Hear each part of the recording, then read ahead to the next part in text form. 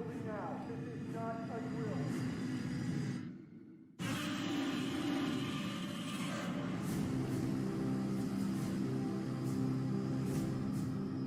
I think one of the most exciting things about doing a Godzilla movie is being able to take a different approach to Godzilla in the same way that the original films did. The legendary approach has always been sort of that Godzilla is a good guy. You know, he's misunderstood, but he's a good guy. He sort of is this benevolent protector of the Earth. And we're kind of flipping the world around and saying now a world where Godzilla has seemingly turned his back on humanity and is acting recklessly. The massive titan, once thought to be a hero to humanity, made landfall in Pensacola, Florida. This film starts after 3 years since the last encounter with the Titans. And Godzilla is on the rampage again. Why, we don't know. There's a reoccurring motif in this movie of Godzilla sort of being equatable to Jaws. So even at the beginning of the film, you know, we wanted to treat it more like Jaws approaching the shores.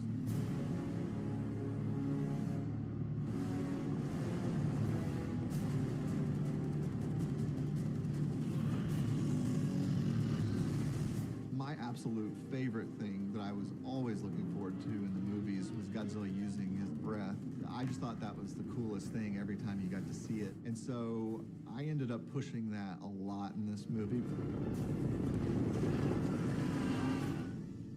I believe Godzilla's most recent attacks haven't just been random. I'm of the same opinion.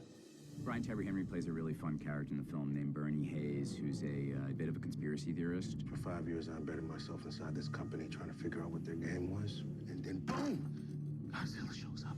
He's a champion for mankind, you know. There's something, his heart is so big. Bernie is kind of this crazy...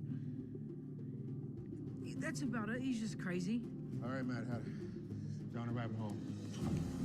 The trio of Madison, Josh, and Bernie, they're all very distinct personalities, but there's a dynamic between them and a rapport that's been great to watch. They're an amazing team. They work really well together. They complement each other so well. You know, you have the realist, which is Josh. I mean, he's very practical, logical. You need one of those in your group, otherwise you're gonna die. Are you sure we can trust this guy? Yeah, why? Well, mainly because he says crazy shit all the time and carries a bottle of whiskey from his dead wife like a gun. And then you have the full go-getter. I am the go-getter. I will throw myself into, you know, if they're scared to go in first, I'll go. I think it's romantic. And Bernie is the knowledge of the group. You know, he really holds a lot of information. He's a conspiracy theorist, so he is extremely intelligent. I would just like to know what it was like to work with the Godzilla. Is that what we're filming? Because you told me that this was a rom-com. It's not a rom-com. I never said that. That's what she said. All three of those actors are just hilarious, and they have such great chemistry together, and they're just unbelievably funny. Like when the camera's rolling, when it's not rolling, it's kind of never ending with those guys. Hey, Oakley.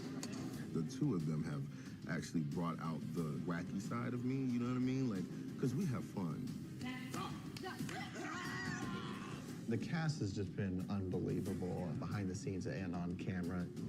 You going in? Yeah. I can't wait to fight this because I'm built from it. This is like the heavyweight champion of the world fight. It's basically two giant monsters fighting.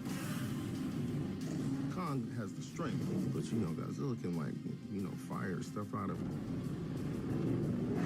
This is the most epic battle of all time.